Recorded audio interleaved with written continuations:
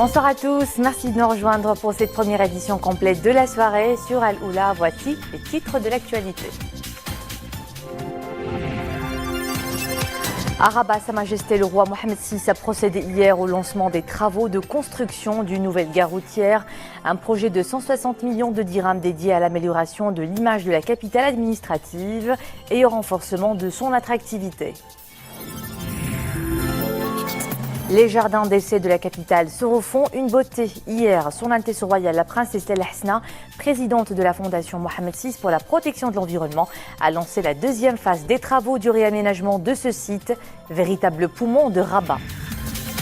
Le 14e Festival des Andalousies Atlantiques allie musique et réflexion autour d'une mémoire commune, la culture judéo-arabe et le vivre ensemble en terre marocaine, et plus particulièrement à Essaouira qui réunit pour la première fois plus de 300 juifs souéris. Un nouvel écrin de beauté né à Casablanca, un Smart Store de produits cosmétiques made in Morocco, une offre généreuse déclinée dans un espace au concept inédit, une expérience shopping connectée et branchée. Arrêt tout d'abord sur un projet qui s'inscrit en droite ligne des objectifs du programme intégré Rabat Ville Lumière, la construction d'une nouvelle gare routière dont Sa Majesté le roi Mohamed VI a lancé les travaux hier. La future gare sera réalisée sur un terrain situé à proximité du complexe sportif Moulay Abdallah. Coût du projet 160 millions de dirhams sur une assiette foncière de plus de 8 hectares. Mohamed Etlishkar. La future gare routière de Rabat sera réalisée sur un terrain situé à proximité du complexe sportif Moulay Abdallah. Le projet bénéficiera d'un accès direct à partir de l'autoroute Rabat-Casablanca. La future gare devra contribuer au décongestionnement du trafic à l'intérieur de la ville, ainsi qu'à la réduction du taux de pollution, en plus de l'optimisation du transport des voyageurs à travers notamment l'amélioration des services fournis.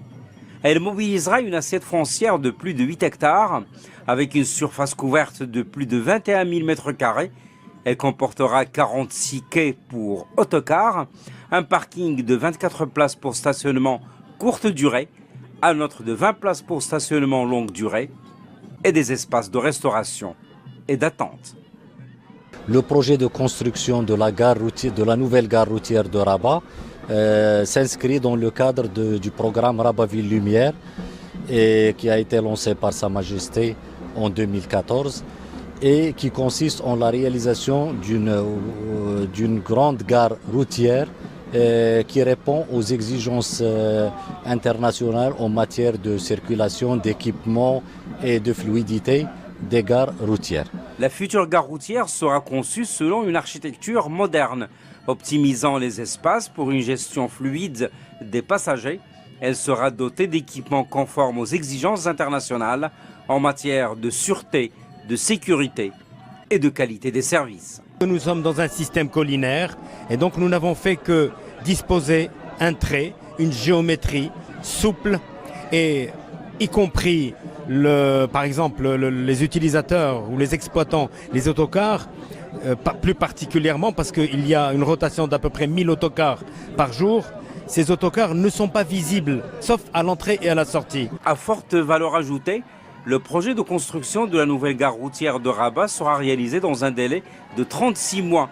Un projet qui vient s'ajouter aux multiples actions et initiatives entreprises par Sa Majesté le roi Mohamed au niveau de la région. Actions et initiatives pour l'amélioration des conditions de vie des populations locales, le renforcement des services et infrastructures de base et le développement intégré, équilibré et inclusif de la capitale du royaume. Sa Majesté le roi a adressé un message de félicitations au président de la République tchèque Miloš Zeman à l'occasion de la fête nationale de son pays. Planté au cœur de Rabat, le jardin d'essai botanique est un véritable poumon vert de la capitale. Il fait aujourd'hui l'objet d'un projet de réaménagement. Une deuxième phase lancée hier par Son Altesse royale, la princesse El Hasna, présidente de la Fondation Mohamed VI pour la protection de l'environnement. Un joli coup de lifting à ce site créé en 1914 et qui depuis enferme des trésors biologiques d'une valeur exceptionnelle. Wafa Bendoro, Nisri El Hamdawi. Jardin d'essai botanique de Rabat, où Son Altesse Royale, la princesse Lalla Hasna, présidente de la Fondation Mohamed VI pour la protection de l'environnement, lance les travaux de réaménagement de ce jardin. Un espace vert qui viendra agrémenter davantage le visage de la capitale du royaume. Son Altesse Royale, la princesse Lalla Hasna, a suivi des explications sur le montage de ce projet et son insertion dans son contexte urbain. Et ce qui fera la particularité de ce jardin botanique, c'est son caractère scientifique par excellence.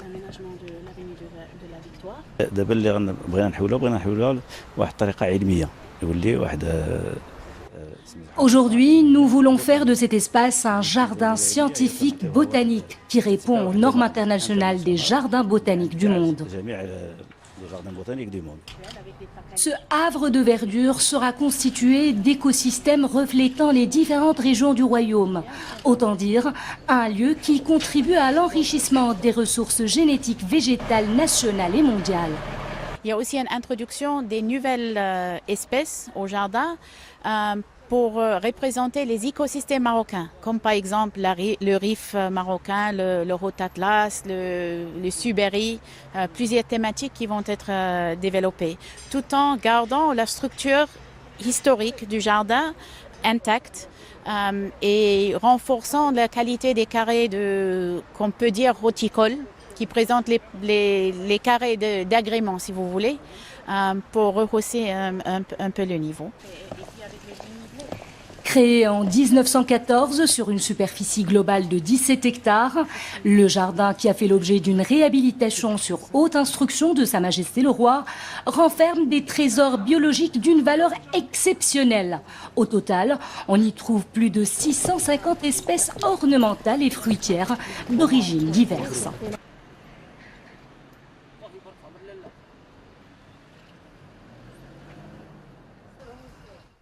L'ingénieur africain pour le développement durable du continent.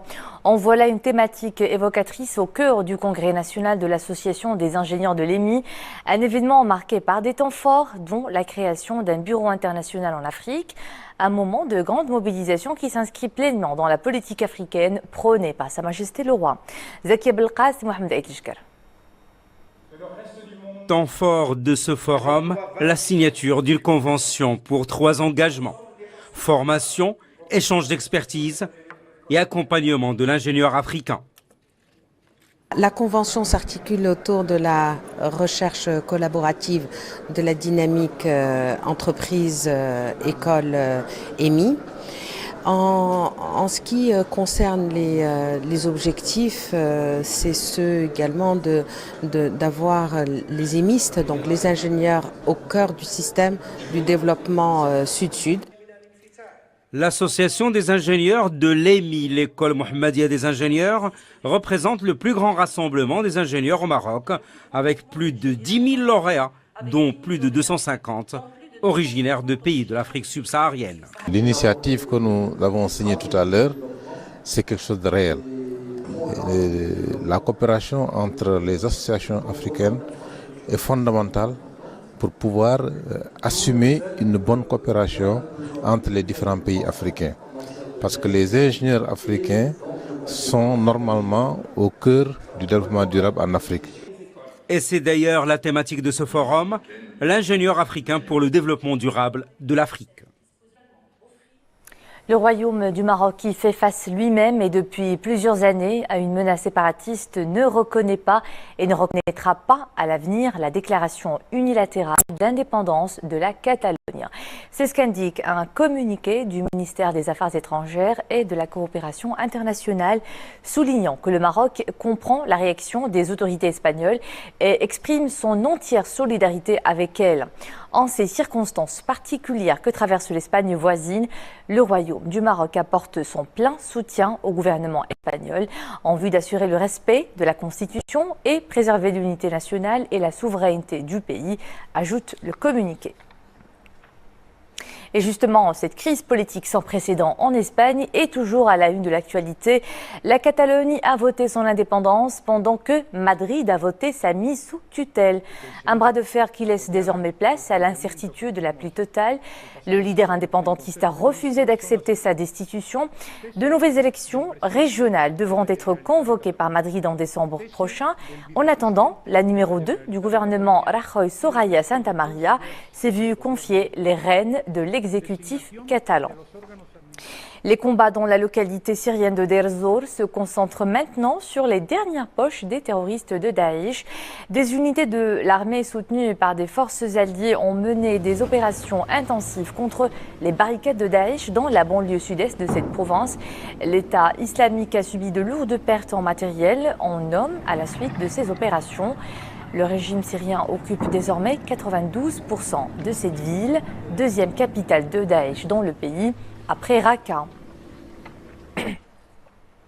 La confusion la plus totale règne encore au Kenya, 2 jours après une présidentielle marquée par une participation en berne et des violences dans les bastions de l'opposition qui ont conduit par 2 fois au report des opérations de vote dans l'ouest du pays. Pour des raisons sécuritaires, la date limite du scrutin a été fixée à mardi et selon des sources policières et médicales, 8 personnes ont été tuées par balle durant les dernières 48 heures. La crise des musulmans Rohingyas de Birmanie à présent qui s'accentue. Ils se chiffrent désormais à 900 000 et ils s'entassent dans des cités de tentes dans le sud du Bangladesh. Au plus de 600 000 d'entre eux sont arrivés depuis fin août pour fuir ce que l'ONU considère comme une épuration ethnique. Pour l'heure, Dhaka redoute un boom des naissances au sein de cette communauté, ce qui aggraverait davantage la précarité des conditions de vie dans ces gigantesques camps. Les nouvelles addictions, de nouveaux défis qui animent les participants à la 2e journée scientifique organisée par l'association marocaine d'addictologie à Rabat, de l'addictologie à la toile d'araignée jusqu'à celle de la cigarette électronique ou encore de certains médicaments. Les nouvelles dépendances comportementales émergent et s'installent. La présidente de l'association marocaine d'addictologie, Fatima Al-Omari, nous parle de ces troubles et de leur prise en charge. Aujourd'hui, nous organisons la 2e journée de l'Association marocaine d'addictologie. C'est une journée scientifique autour du thème « Nouvelle addiction, nouveaux défis » parce que les addictions changent au fil des temps et actuellement, on est confronté à de nouvelles formes d'addiction comme les addictions aux nouvelles substances psychoactives, les addictions à la nouvelle technologie, les addictions aux écrans, les addictions au sexe et d'autres formes d'addiction. Et aujourd'hui, nous allons nous débattre autour de ces nouvelles formes d'addiction. Et l'intérêt, c'est réfléchir autour de ce thème et voir ce qu'il en est au Maroc et sortir avec des recommandations qui peuvent servir dans la mise au point diagnostique et thérapeutique. Essaouira célèbre la culture judéo-arabe. Le Festival des Andalousies Atlantiques revient pour une 14e édition tout aussi riche en programmes artistiques et culturels autour du vivre ensemble. Le Maroc et sa cité des Alizés demeure une illustration éclatante d'une coexistence vivante et évidente. Un colloque s'est d'ailleurs penché sur l'école d'Essaouira qui, à elle seule, recèle toute une histoire édifiante en la matière. C'est en effet à Essaouira qu'islam et judaïsme ont eu la proximité la plus longue et la plus lucide. Abdelghani Tarawi, Nisri El-Hamdawi. Essaouira vit un moment exceptionnel, un moment de retrouvailles. Depuis 50 ans, la ville n'a pas connu la présence d'un grand nombre de ses fils juifs venus des 4 coins du monde. Aujourd'hui, ils renouent avec leurs racines, avec l'ambiance chaleureuse de leur Maroc et entrent en contact avec leurs compatriotes musulmans. C'est un moment pour nous très émouvant. Des centaines de Marocains de confession juive qui vivent dans le monde, un peu partout sur tous les continents, avec presque 300 ou 400 d'entre eux originaires d'Essaouira ou de génération Souaï, qui se sont retrouvés pour la première fois chez eux. Et les jeunes qui étaient là, souvent nés de 2 générations originaires du Maroc et loin du Maroc, se sentaient aussi marocains que s'ils étaient nés à Essaouira comme leurs parents ou leurs grands-parents l'avaient été. Donc ça, c'est l'empreinte et le sceau de cette édition.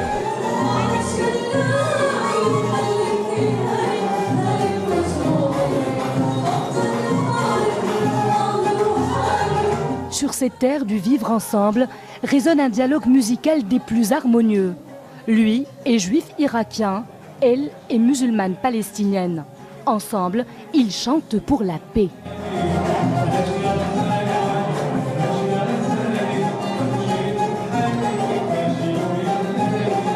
Le Maroc est le pays de la paix et de l'amour. Il va falloir que l'on s'inspire de cet esprit-là. Dans ce festival, juifs et musulmans chantent ensemble. C'est la voie qui mène à la paix. Ce festival réunit des personnes du monde entier, juifs, musulmans, chrétiens. J'espère que notre réalité sera à l'image de cette belle harmonie. L'idée de s'éloigner de la haine et de la guerre et d'embrasser la paix et l'art.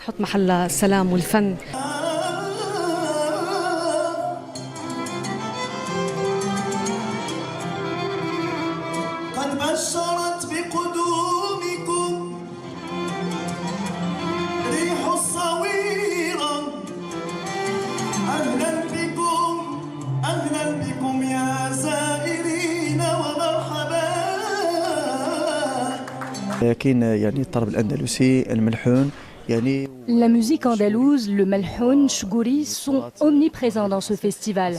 La ville d'Essaouira a su préserver tous ces styles musicaux qui font partie de son patrimoine.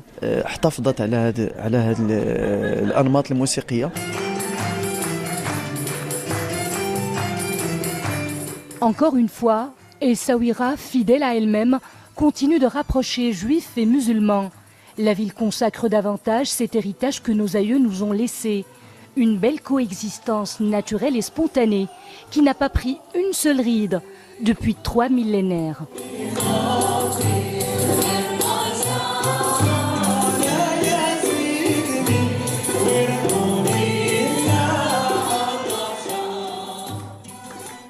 La beauté 2.0 a désormais une adresse. Le premier Beauty Smart Store vient d'ouvrir ses portes dans un complexe commercial à Casablanca. Un écrin de beauté made in Morocco qui promet de révolutionner le monde de la cosmétique. Dans un magasin de 3500 m² où il fait bon se perdre. Une expérience shopping avant-gardiste, hyper connectée s'offre à vous. Sarah Katir l'a tenté pour nous, leur reportage. Le plus grand Beauty Smart Store du monde a ouvert ses portes à Casablanca, le magasin Yen & Douane. C'est 3500 m² entièrement dédiés à la beauté, 14 univers, 1000 écrans, des dizaines de miroirs tactiles interactifs, des dizaines d'outils digitaux, photos instantanées, vidéos, tutoriels et surtout 220 emplois directs couvrant 30 métiers différents. 1000 écrans qui va nous permettre de communiquer avec les gens, puisqu'on a des miroirs magiques, on va pouvoir se prendre en photo, appliquer immédiatement plein de maquillage sur soi pour pouvoir les choisir. On appuie sur un simple bouton et immédiatement, ils vont être partagés dans tout le magasin. L'autre chose essentielle dans l'accessibilité de la marque pour toutes les femmes, c'est l'idée de créer aussi des looks, comme on l'a vu tout à l'heure dans l'espace du Moroccan Vibes, ces looks marocains. La nouvelle griffe destinée à révolutionner l'univers de la beauté au Maroc est le fruit de plus de 3 années de travail et de recherche qui ont permis de concrétiser un concept innovant et une approche singulière de la beauté. C'est à la fois très beau, c'est en même temps l'esprit et la beauté marocaine qui va être diffusée dans le monde entier, Inch'Allah, Redwa, ou là, dans le futur. La nouvelle marque de cosmétiques et de bien-être est destinée au marché marocain, mais avec des ambitions de s'exporter au-delà des frontières le plus tôt possible. C'est demain que nous repassons à l'heure GMT à 3h du matin. N'oubliez pas de retarder vos montres d'1 heure. Il sera seulement 2h du matin.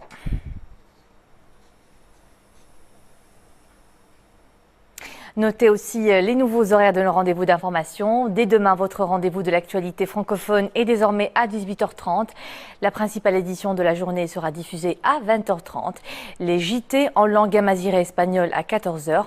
Pas de changement pour l'édition de la mi-journée à 13h. Et le dernier bulletin d'infos aux alentours de 23h15. Et on se quitte sur ce score de la première mi-temps du match aller qui oppose en ce moment le Wydad aux Égyptiens d'El Ahly en finale de la Ligue africaine des champions. 1-1, c'est donc le score de cette première mi-temps. Le match en est à sa 62e minute. Voilà, bonne chance au club casablancais pour la suite de la rencontre. Et c'est ici que nous nous quittons. Demain, c'est vos clubs que vous retrouvez à 19h. Bon week-end à tous.